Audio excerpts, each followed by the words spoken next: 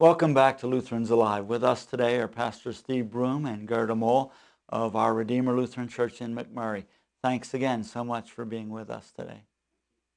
Before the break, we were talking about the education ministry and the preschool that's developed at Our Redeemer, and we want to, in this segment, begin to address some of the specific needs that the young children bring to your ministry and the ways that you sought to address those and adapt some specific things to them.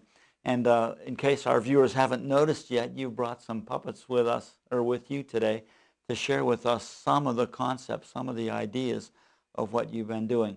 And we probably should do at least a little introduction dealing with the specific ministry and worship that's developed at Our Redeemer, specifically as it relates to autism. Is that correct? The school started 20 years ago, and probably after our first or second year, realized that there were children in our area who had a special need as being diagnosed with autism and needed a preschool to attend, a typical preschool.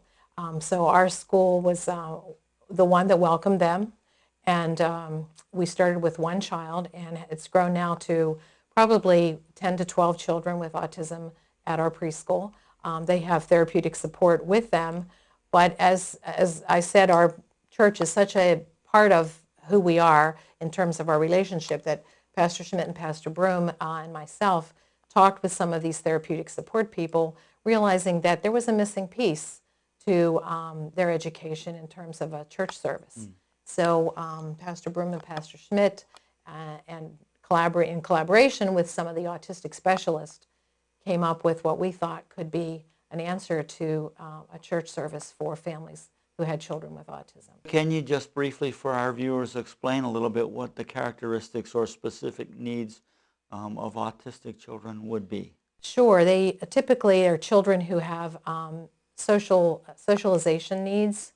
They are often lost in their own world in terms of they are quite comfortable just being single players. They often perseverate on a particular topic, whether it's trains or dinosaurs or a particular book. They lack of eye contact when some of them are nonverbal, so their speech is affected. So it's a spectrum, which means that the range of their affliction or their diagnosis is quite broad. So a high-functioning autistic child does have speech and can converse and really enjoys talking one-on-one. But on the other end of the spectrum, they may be nonverbal and not comfortable with any socialization. So they can fall within a range of any of a number of different kinds of presenting problems. Right. And when we conferred and came up with our service, we were trying to meet all of those needs. So the service itself will have a lot of pictorial helps because these children often are, one of their helps is to be referred to PECs, they're called. And there are pictures of what's going to happen next. So if we're going to have snack, they may see a peck of a cookie. If it's time to go outside, they may see some of the playground equipment on a peck. Okay. So we put those types of pecks in our program for the service, calling it joyful noise, which means there's a lot of music and a lot of movement. And the so stimulation is certainly a big part of it. Yes, and Pastor Schmidt does a great job, or Pastor Broom at the beginning, saying, we expect and need you to be as active as you need to be. So they can get up and move about and play their instruments. And we had one little guy a few weeks ago who had Pastor Schmidt singing Puff the Magic Dragon for about 10 minutes because that's where he was and that's what he wanted to do. But it really is a wonderful service. Mm-hmm. As I said, you brought the puppets along, and we wanted to give you an opportunity to give us a little demonstration, and then afterward we're going to talk a little bit more about some of the specific ways that this kind of worship meets the needs of children of this condition. Before we start, just one thing comes to mind. Because these kids who have autism are less comfortable with eye contact, some of the traditional teaching we normally do doesn't really work, and the puppets give us a chance to give the children someone to relate to without having to make eye contact with another person, in case that's uncomfortable. Mm-hmm. Okay. Right. Well, feel free then to dive into your scripts, and we'll go along with you here for a while.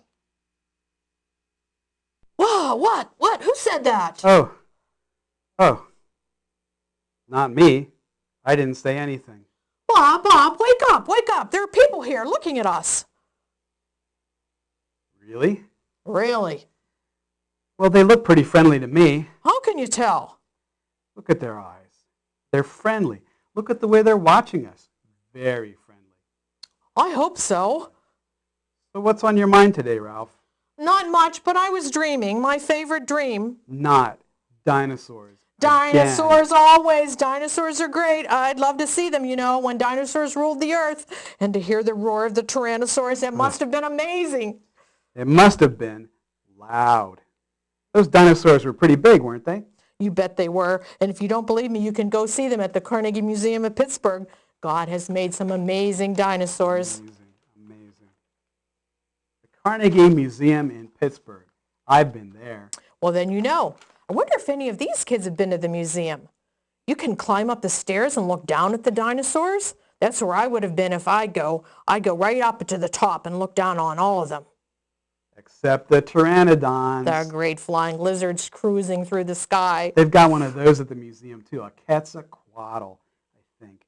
The largest flying animal that's ever been found. Very cool. Say, I thought you weren't interested in dinosaurs at all. Oh, sure I am. Well, sort of. But it seems like that's all you want to talk about these days. Dinosaurs. Dinosaurs. Dinosaurs. What's wrong with that?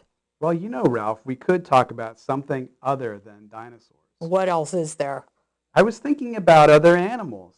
Oh, I was too. I was thinking about dinosaurs. There are other animals in this world. God made a whole lot of animals down through the years, and some of them are still living today, like us. Well, what other animal could possibly be as interesting as a dinosaur? Well, the elephant is pretty impressive.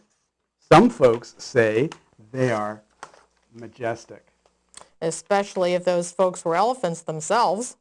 There is so much that is cool about animals, how they live, how they get along together, what they eat, who eats who. So we could talk about dinosaurs, or we could talk about animals. Or we could take turns. That's what friends do. And we could probably learn something from each other because you really seem to know a lot. And so do you. We know different things. And it seems to me that the more we talk about things, the more we will learn and wonder about together. So we can take turns. We can take turns. I don't know. Sometimes I get so many ideas in my head, I just have to let them out. Well, that happens to me too. I think we can take turns with our ideas, and if we have too many ideas, we could write some ideas down or make a drawing so we could remember to say them when the time is right for us to talk. Sounds good to me. Wonder if that would work for people too. I think it would, especially if they want to be friends. Because being friends means that someone else goes first sometimes. Somebody else gets to talk first, and somebody else gets to decide what we're going to talk about or what games we could play. And since they are our friends, they will let us go first a lot of the time too. Then let's be friends forever. Forever. Like Jesus and his friends. Forever. That sounds very good to me. Me too. That sounds very good to me, too. We're at the point where we do need to take another break. Let's come back after the break and talk a little bit about what we just saw and how that works so well for your setting. We'll be right back.